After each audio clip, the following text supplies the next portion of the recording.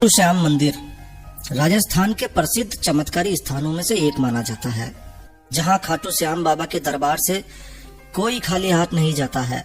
खाटू श्याम बाबा जो अपने चमत्कारों, अपने वरदानों के लिए प्रसिद्ध है, राजस्थान में शेखावटी क्षेत्र के सीकर जिले में स्थित है।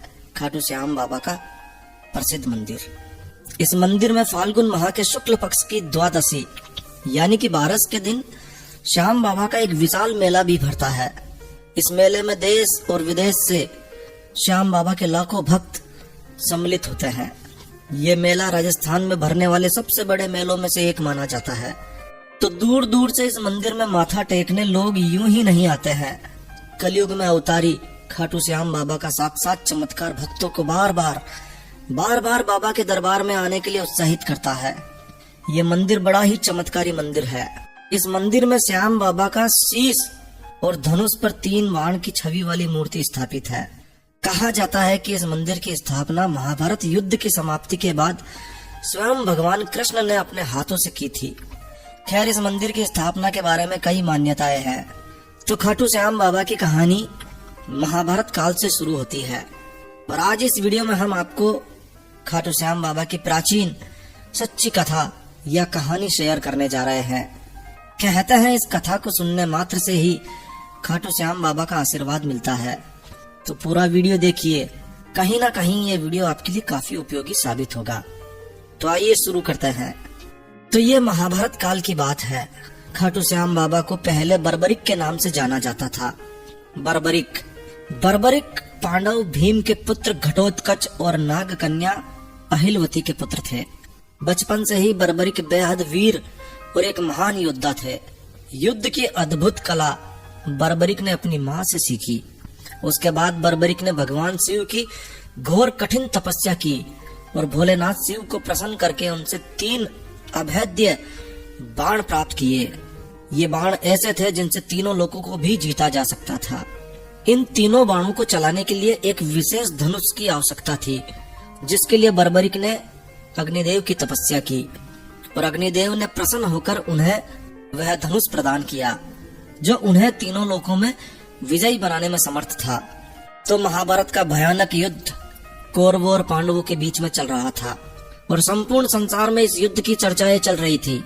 तो इस युद्ध की खबर किसी तरह से बर्बरिक के पास भी जा पहुंची।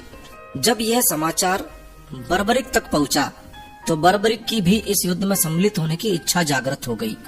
वो अपनी माँ के पास गए और बोले, मुझे भी महाभारत के युद्ध में जाना है। और युद्ध में जाने के लिए उन्होंने अपनी माता से आज्ञा और आशीर्वाद मांगा।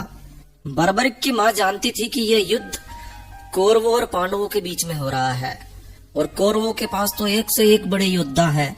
तो उन्होंने सोचा कि पांडव इतनी बड़ी विशाल सेना के आगे कमजोर पड़ जाएंगे, तो फिर क्या होगा। तो इसीलिए जब बर्बरिक अपनी माँ से आशीर्वाद प्राप्त करने के लिए पहुंचे तो बर्बरिक की माँ ने उससे कहा, तुम युद्ध में क्यों जाना चाहते हो। बर्बरिक ने कहा, मैं युद्ध लड़ना चाहता हूँ। तब बर्बरिक की माँ ने कहा कि ठीक है, तुम चले जाओ, परंतु मुझे एक वचन दो। बर्बरिक ने कहा, वचन? कैसा वचन? तब बर्बरिक की माता ने कहा, सुनो पुत्र, तुम मुझे यह वचन दो कि जो भी पक्ष तुम्हें हारता हुआ मिलेगा तुम उसकी ओर से युद्ध लड़ोगे। बर्बरिक ने कहा, माँ, मैं तुम्हें वचन देता हूँ कि जो भी हारता होगा, जो भी पक्ष हार रहा होगा, मैं उसका साथ दूंगा। और फिर वे अपने प्रिय नीले घोड़े पर सवार होकर शिवजी से प्राप्त तीनों बाणों और धनुष के साथ कुरुक्षेत्र की रणभूमि की ओर निकल पड़े। अब भगवान कृष्ण के लिए बड़ी समस्या हो गई, क्योंकि उस समय कौरव हार की ओर जा रहे थे और बर्बरिक ने अपनी माता को वचन दे दिया कि वो हारे के सहारे बनेंगे और यदि बर्बरिक कौरवों के साथ शामिल हो जाते तो फिर कौरवों को हरा पाना किसी भी स्थिति में संभव नहीं था। ऐसा सोचकर भगवान कृष्ण ने ब्राह्मण का वेश धारण किया और बर्बरिक को रास्ते में ही रोक लिया। वो बर्बरिक से बोले, हे बालक, तुम कहाँ जा रहे हो। बर्बरिक ने कहा, मैं महाभारत के युद्ध में युद्ध लड़ने जा रहा हूँ। भगवान श्री कृष्ण ने कहा, ये कोई बच्चों के खेलने की जगह नहीं है, और बर्बरिक की हंसी उड़ाने लगे। तब बर्बरिक ने कहा, देखो ये मेरे 3 बाण देखो, और मात्र एक ही बाण एक ही बाण शत्रु सेना को ध्वस्त करने के लिए पर्याप्त है, और ऐसा करने के बाद भी ये बाण वापस तर्कस में ही आएगा, और इस तरह मुझे दूसरे बाण को चलाने की आवश्यकता भी नहीं होगी। इस युद्ध को जीतने के लिए मुझे केवल एक बाण ही चाहिए, और मेरे पास तो 3 बाण है, क्योंकि यदि एक बार इस बाण को चला दिया जाए तो ये सभी को मारकर ही वापस आएगा, और यदि तीनों बाणों को प्रयोग में ले लिया गया तो समझो कि तीनों लोकों में हाहाकार मच जाएगा। तब ब्राह्मण बने भगवान कृष्ण ने कहा, यह इतने ही चमत्कारी हैं तो मैं भी इनका चमत्कार देखना चाहता हूँ।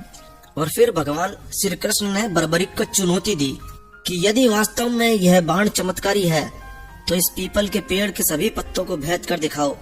जो पेड़ पर लगे हैं उन पत्तों को, और जो नीचे गिरे हैं उन सभी पत्तों को एक ही बाण से भेद कर दिखाओ, एक ही बार में भेद कर दिखाओ। बर्बरिक ने कहा, इसमें कौन सी बड़ी बात है। बर्बरिक ने ये चुनौती स्वीकार कर ली, और फिर उन्होंने अपने तुणीर से एक बाण निकाला और भगवान शिव का स्मरण करके बाण पेड़ की ओर चला दिया। बाण ने पलक झपकने से पहले ही पेड़ के सभी पत्तों को भेद दिया, और फिर बाद में वह बाण भगवान श्री कृष्ण के पैरों के इर्द गिर्द चक्कर लगाने लगा, क्योंकि एक पत्ता उन्होंने अपने पैर के नीचे छुपा रखा था और बाण उसे भी भेदना चाहता था। तब बर्बरिक ने कहा, हे ब्राह्मण देवता, आप तुरंत अपने पैरों को हटा लीजिए, वरना यह बाण आपके पैरों को भी चोट पहुंचा सकता है। भगवान कृष्ण समझ चुके थे कि यह भगवान शिव के वरदान का परिणाम है। तब भगवान श्री कृष्ण ने बालक बर्बरिक से पूछा कि वो इस युद्ध में किसकी ओर से शामिल होगा। बर्बरिक ने कहा, इस युद्ध में जो भी हार रहा होगा वो उसका साथ देंगे। यह अटल सत्य है, क्योंकि मैं अपनी माता को वचन देकर आया हूँ। तब ब्राह्मण रूप में भगवान श्री कृष्ण ने बर्बरिक से कहा कि वो उससे कुछ दान में चाहते हैं। वीर बर्बरिक ने कहा, मांगो, तुम जो इच्छा हो मांगो, तुम्हें वचन देता हूँ, अगर तुम्हारी अभिलाषा मेरे सामर्थ्य में होगी तो मैं अवश्य ही पूरी करूंगा। तब ब्राह्मण बने कृष्ण ने बर्बरिक से उनका शीश दान में मांग लिया। बालक बर्बरिक क्षण भर के लिए तो सोच में पड़ गया, मगर अगले ही क्षण उसने अपने वचन की दृढ़ता को याद करके हाँ भरी। तब बर्बरिक समझ गए कि यह कोई साधारण ब्राह्मण नहीं है, तो उसने उनसे अपने वास्तविक रूप में आने की प्रार्थना की, और तब भगवान कृष्ण ने उन्हें अपने विराट रूप के दर्शन कराए।